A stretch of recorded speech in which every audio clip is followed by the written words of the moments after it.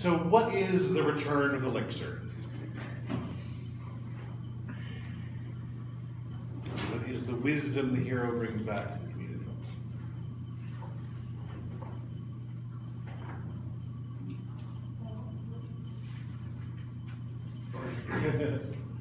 Okay, maybe like, kind of like what it says, who tells your story? Yeah. Just throwing something in the air. Yeah. Do you have something? No. Oh, okay. Sorry. There you go. I would say he really actually brought unity of all things, you know.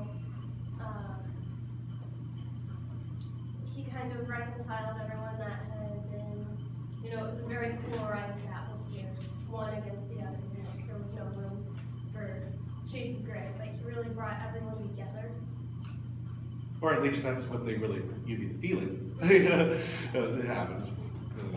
They also quite literally tell us, in case you missed it, Jefferson said, I couldn't undo his financial genius.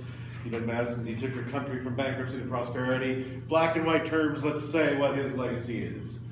Adds to the idea of, we get this post, death reconciliation with his wife. Whereas I think some people, Eugenius view this as not enough of a feminist manifesto, or what other choice does Eliza have? I think she might want to address this. I think the point in terms of the hero's journey and the return to Elixir is some satisfaction that something's going on, and she couldn't have done this without Hamilton, while at the same time trying to give this idea of what more could have happened if they had both lived. Is the feeling they're trying to get across. But I do know that Ginny has an interesting way of putting Eliza's options for the real end of the story. Yeah, I mean, sorry, Professor Drake. No, it's fine. Yeah. No, I'm still wrestling with how. I mean, even in the note here, Miranda recognizes that this is unusual. He says in number 1, it's unusual to end a musical with someone other than the protagonist, and it's an unusual ending. To end without the protagonist sort of getting to have the last word, right? Isn't that true? And in this case, it's like, this is almost like an epilogue, that everyone comes on stage and reflects on what happened. So that's interesting. Yeah, I mean, historically, I've made that point that Eliza is is represented here as someone who is so in love with Alexander that she is doing everything she can to defend his honor. But she has no other choice as a woman, and some of you are working on projects relating to women, so I guess this is worth saying, which is that in the early 1800s, many historians recognize a change in terms of women's roles in the New Republic, and they call it the cult of domesticity, or the rise of Republican motherhood. These are terms that historians have used to say that starting in the 1800s, more women are sort of expected that their role in the New Republic is to be mothers, and that they're not supposed to play a part in politics, and they're not even supposed to have any opinions on politics. The cult of domesticity is, if women are always virtuous and have no opinions on politics, then men can sort of be the sinners and women can always be the saints, and therefore always provide virtue in society. And so in truth, Eliza is now stuck in this position where she's not supposed to have any opinions on politics, and she has to defend the virtue of her husband while also doing stuff like orphanages that are apolitical. Yeah. This is sort of irrelevant, but in some ways, historically, in the play, we see this character fit into this role, and it's sort of convenient for the purpose of the play, and it doesn't tell the whole story there. I think ultimately what it's saying is, if she doesn't defend his virtue, she's very much defeating her source of revenue and living and surviving herself. Which is what, again, how do we look at things? How do we tell the story? This is not related, but I found it interesting since we kind of also been discussing the music. 2 things. One is kind of really noticeable that in the finale, there's really not like the hip hop and rap theme that had been through the whole story. And then the other thing that's interesting is, for a finale, this is really soft. Like, generally the finale is this big, Actually, you'd be surprised how many musicals are not the big finale. A couple musicals off the top of my head that I can say are very quiet and understated is South Pacific, the end of the Or My Petit Fair Noir, Cabaret. It is, when you're dealing with South issues, there often are the bittersweet. What we think of often is what we remember in the musical's finale often is what is called the 11 o'clock number. Historically, which is usually the penultimate number, the number before the end, that is very big, very boisterous. Literally, I used to try to figure this out, because most musicals are 2.5-ish hours long. How does 11 o'clock be the second last number? But it turns out musicals actually had a really weird start time of 8:40.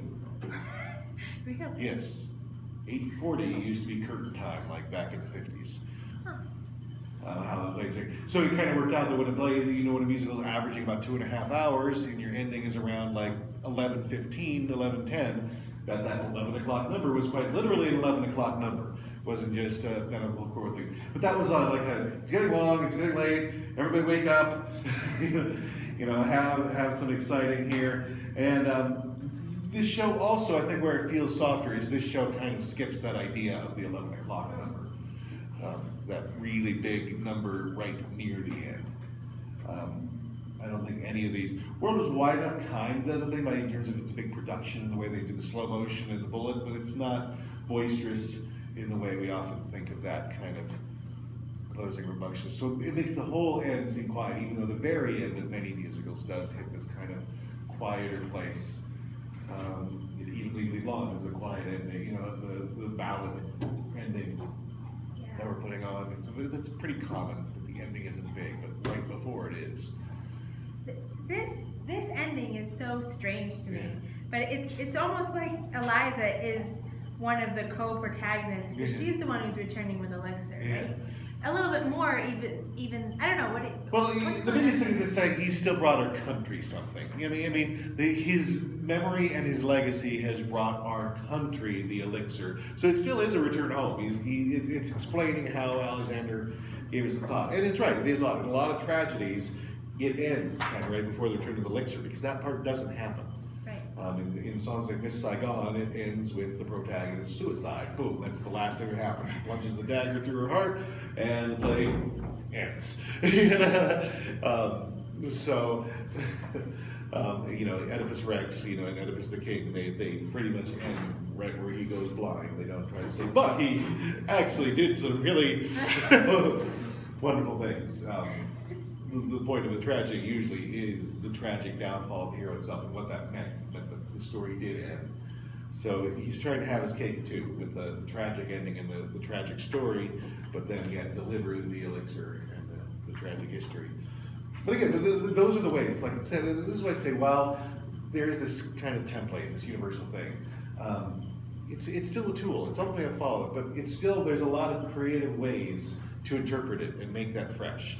Because again, as you watch movies, if you ever decide to try to whenever I'm actually teaching this, I try not to watch too many television shows or movies, because I find myself, while I'm teaching this process, obsessively going, oh, there's that moment, there's that moment, there's that moment, and sometimes it can seem the thing. But it is, there's so many ways of an author taking this one basic kind of story progression and making it unique and relevant to so many different situations, and still surprising despite the formula of it.